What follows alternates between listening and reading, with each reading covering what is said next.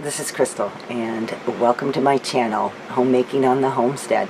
Today we are going to be discussing homemaking skills, important and valuable homemaking skills that I think most all homemakers need. And this is number 5 in my series, and we are going to be talking about sewing and a little bit of touching on crocheting, knitting, cross-stitch, embroidery, things like that, domestic arts. But mostly I'm kind of focusing on sewing because there's only so much time in a video. If you haven't seen my other 4 videos, I will have them in the description box below linked.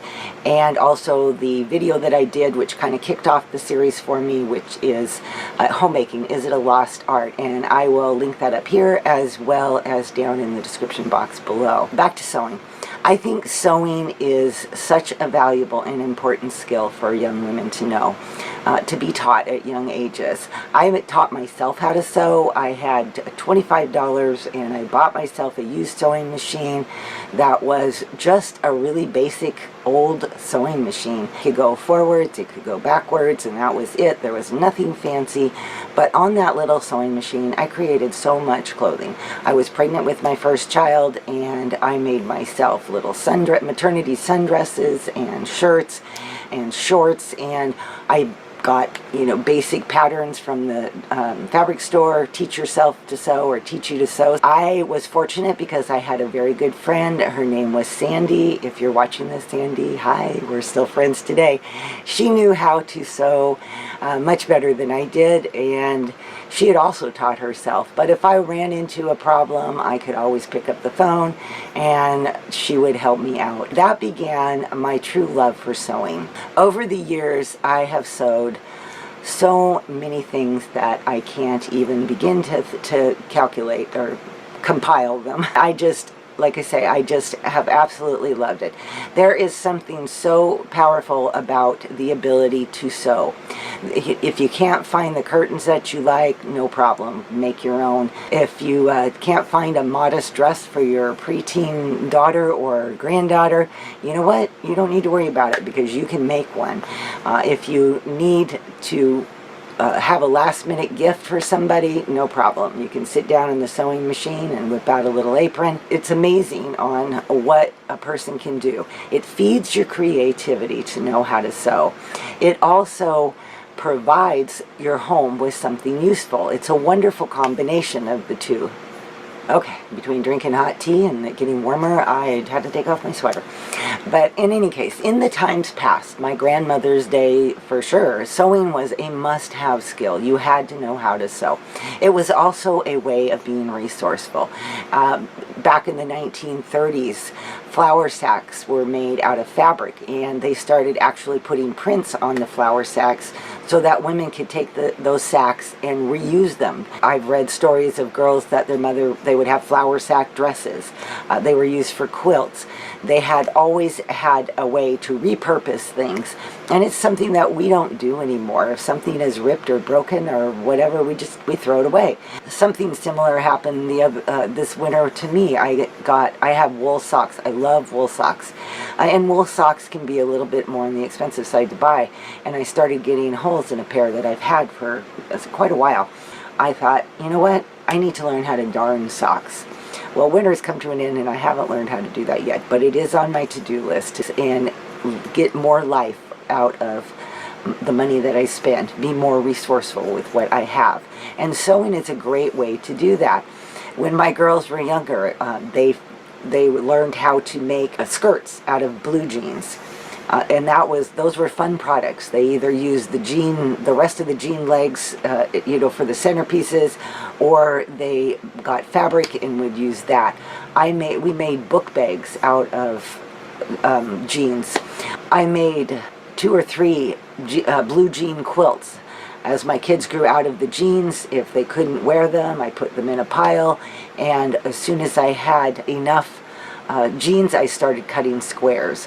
Walmart at some point put on plaid flannel fabric for sale. I cut the opposite squares out of the flannel. I had an old blanket that was otherwise ready to be tossed, really, because it was getting fairly thin. I used that as the batting, and I bought a flat sheet and I put that on the back of the quilt. There are so many ways to be resourceful with the things that we have, and we don't even think like that anymore. And sewing gives us the opportunity to be able to turn something that might otherwise be thrown away into something new, or just simply to mend it and fix it. I think some of the reason that things like sewing and knitting and crochet have maybe not as popular nowadays as they used to be has something to do with the fact that our society holds in high value. They esteem pursuits outside of the home, and pursuits inside the home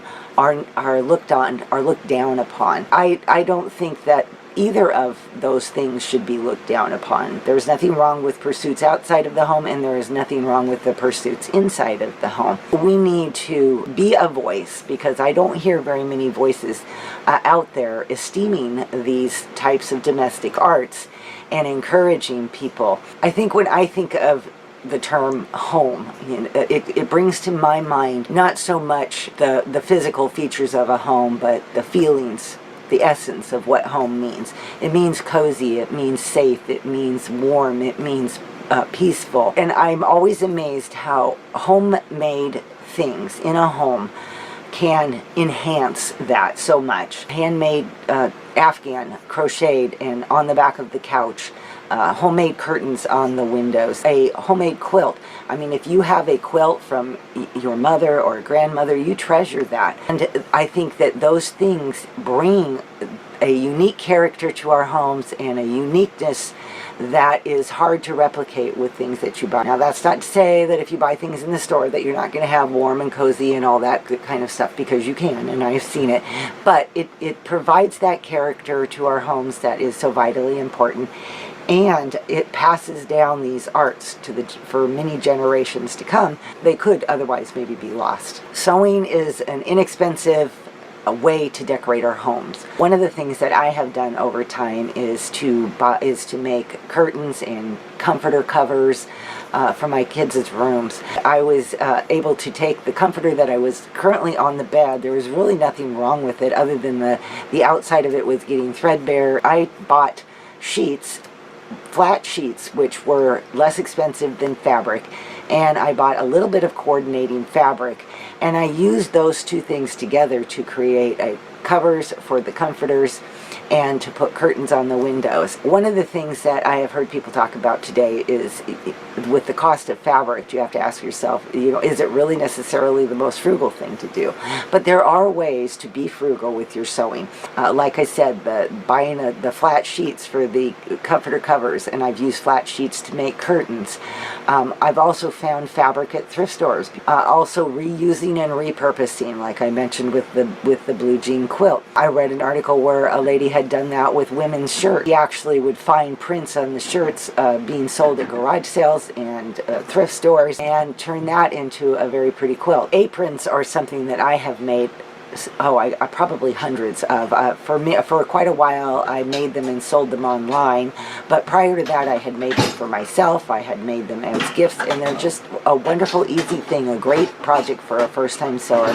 Simple things like table runners to go with each season of the year are great, simple, first-time projects. There's just so many things that you can do that enhances your creativity and gives you something useful and beautiful for your home. Crocheting and knitting is another wonderful skill to have. I learned to crochet when I was about 8 years old. A neighbor lady, very sweet neighbor lady, older woman, had taught me how to crochet, and I kind of just took off from there. Over the years, I have crocheted many things like Afghans, made baby blankets. I have made hats and scarves. One of the funnest projects I did was just 2 or 3 years ago. I crocheted hats for all of my grandchildren, and that was such a fun project to do, and it really didn't take me that long. Sewing is a wonderful way to add beauty and exercise your creativity, and I encourage all women to try their hand at it if you have never sewn before. Also, the knitting and the crocheting, I have seen some beautiful work. I've seen cross-stitch pictures hanging on people's walls, embroidery, intricate embroidery done on pillowcases. My grandmother had several that she had done, and they were always just so pretty and so beautiful. And it just gives home a beauty and creativity and feel that just cannot be matched any other way. That wraps up today's video on important homemaking skills, and I appreciate you watching. And remember, if you like this video, would you please give it a thumbs up? And if you haven't subscribed to my channel, would you consider subscribing if you enjoy my content? I really appreciate that. Learn simple skills like crocheting. Crocheting doesn't take that much time to learn, and it only took me 3 years to master crocheting. I started off just making simple flowers and granny squares. Those are the most simple ways that you can learn how to start crocheting. And then you can literally look at a pattern and see exactly how the pattern is laid out, and you can make whatever you're looking at. Like, I can look at something and know exactly how it was made and crocheted, and I can do it. Knitting, on the other hand, has still been a challenge for me even after 5 years of trying. And so knitting is a lot harder, I find, than crocheting, which is why most homemakers will just crochet. However, if you can fall in love with knitting and you can master knitting before crocheting, then all the power to you, and I'm very happy because I am just not that patient for it. And for me, everything is sewing and crocheting. I can sew, crochet, and I can embroider. No problem. I don't use a sewing machine. I freehand sew, and I do a pretty good job. You can't tell that it's been hand sewn. I do it like a machine, basically. And I thought that this would be a perfect pattern for those who are just coming into head covering. Why not start with something that's cute that you can literally make with your own hands? Very simple, very elegant, and you can wear it around the house to start off with. Maybe one time forget and take and wear it when you're going to the store. I'm pretty sure you'll get lots of compliments. I always do. And yeah, then as soon as you learn how to do simple things like this, you can make your own handbags like I'm currently doing. You can also crochet pockets for your aprons like I'm currently doing. You can even learn how to crochet a whole apron if you want. I wouldn't suggest that though, because washing aprons, you would have to do it by hand, because when you knit or crochet, it would be better to wash by hand and like drip dry or air dry than it would be to put it in the wash machine, because you don't want the stitching to undo, right? So that's why I usually sew my aprons, because then I don't have to worry about putting it in the wash. I can put it inside of a pillowcase and let it go tumble, you know? But I thought this was a really cute design, and I'm actually going to make one. And mine's probably not going to be green. It's going to be pink and white. And mine might not have a flower, but maybe a bow. And I'm going to share with you the crocheting videos for the flower, for a bow, and for other cute little things that you can do. The one I might be making for myself will probably have a granny cross, so I can give you the tutorial for that as well. It's a very cute little tutorial, and that's how I make my bookmarks. I really, really love making bookmarks. Like the other day, I just made one for my new Bible, the Catholic Women's Devotional Bible for Catholic Women's Studies. I just whipped one up. It didn't take long. It takes 5 minutes. And so I thought this would be a cute little video for you guys to possibly learn how to crochet a cute little headband for yourself as a beginner head cover, if that's what you are called to do and God is speaking to you about head covering. I use a variety of different head covers. I use the traditional bandana sometimes at home when I'm just doing like simple things around the house, like cleaning or cooking and baking. And then other times I'll use the scarf and I'll wrap it around my head. And other times I'll just put the scarf on my head like a veil. And I also have several veils for traditional veiling when I'm at church and whatnot. So there are several different ways that I do head covering, but I think that the best way to like feel more feminine is to make something with your hands that was yours, originally yours. And it's just a beautiful way to continue a tradition that seems to be dying out. Crocheting is not something that everybody knows how to do. And when you see something in the store, you're like, oh, I wonder how that was made. And then, like, if you're like me, then you're wondering, how was that made? And then I wanted to learn how to crochet for the longest time. And 5 years ago, I decided, you know what, I'm going to learn how to crochet because I think it's a very feminine thing to do. So I got myself a nice cup of tea and I sat down and I practiced and practiced, and I failed a lot at the beginning. Actually, a lot. But when I made my first perfect flower and my first perfect granny cross and my first perfect granny square, I was so, so happy. And I was like, this is good, And so I never stopped and I just continued from there. And I've learned how to do so many other things since then. I crocheted myself a book cover. I crocheted myself purses, wallets. My mom little purses and wallets, and I sent them to her. Mostly I do bookmarks, but I do a lot of other things too. I've made a little bag recently with flowers and the Sacred Heart of Jesus on them. I did, the sorrowful Immaculate Heart of Mary. I've crocheted so much, you guys, and I just love crocheting. So I will share with you so many beautiful videos of crocheting flowers and bows and even bonnets if you want, so that you can wear a bonnet at home. Like sometimes I feel like, having a bonnet on my head because I'm watching The Little House on the Prairie, and I'm going to crochet a bonnet.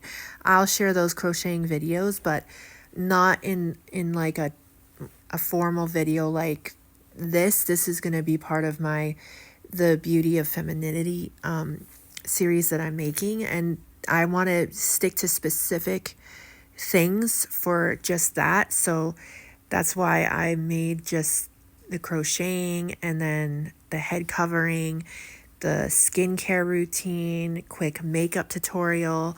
I'm thinking about many other ideas of how I can show you guys the beauty of femininity, and I just really, really enjoy doing these videos for you. And I hope that you guys find some value in these videos as well. And and wisdom. There's lots of wisdom to be learned. And that's basically what I'm trying to do, is share wisdom, how to be frugal, how to be more resourceful, how to be a true feminine homemaker, and how to only give and give and give and give to your family in the best way possible, and bring more beauty and femininity to the world, because we definitely need more of that. And for everything else, read Proverbs 31. the whole chapter. It's perfect. See you guys later.